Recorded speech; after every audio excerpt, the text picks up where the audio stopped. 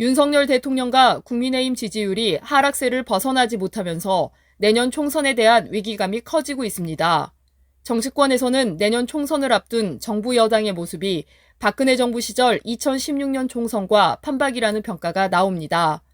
우선 굴욕 외교라고 평가받는 윤 정부의 일제강점기 강제동원 피해배상 해법은 박근혜 정부의 일본군 위안부 합의와 흡사합니다. 지난 2015년 박근혜 정부 시절 한일 위안부 합의에 따라 일본 정부는 10억 엔을 한국의 화해치유재단에 출연했지만 일본의 사과와 배상은 없었습니다. 또 최근 미국 정보기관 중앙정보국 도청 의혹은 박 정부 시절 2013년 6월 에드워드 스노드 도청 폭로 사태와 비슷합니다.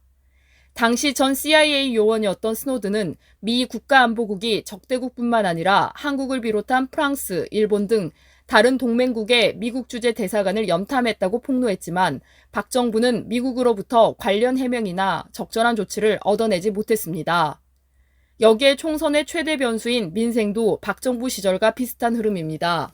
2014년 당시 최경환 전 경제부총리 겸 기획재정부 장관은 빚내서 집사라며 LTV, DTI 등 대출 규제를 대폭 완화했는데 현재 윤 정부도 대출 규제 완화 등 규제 완화 중심의 경제정책을 통해 민생 경제를 펼치고 있습니다. 또 윤핵관 논란은 박 정부 시절 진박 간별사와 흡사하고 1년 넘게 야당 지도부를 만나지 않는 불통정치 역시 박 전 대통령과 궤를 같이 한다는 평가입니다. 내년 총선을 앞두고 정부 여당의 고민이 깊어지는 가운데 지지율 반등을 위한 해법을 내놓을 수 있을지 주목됩니다.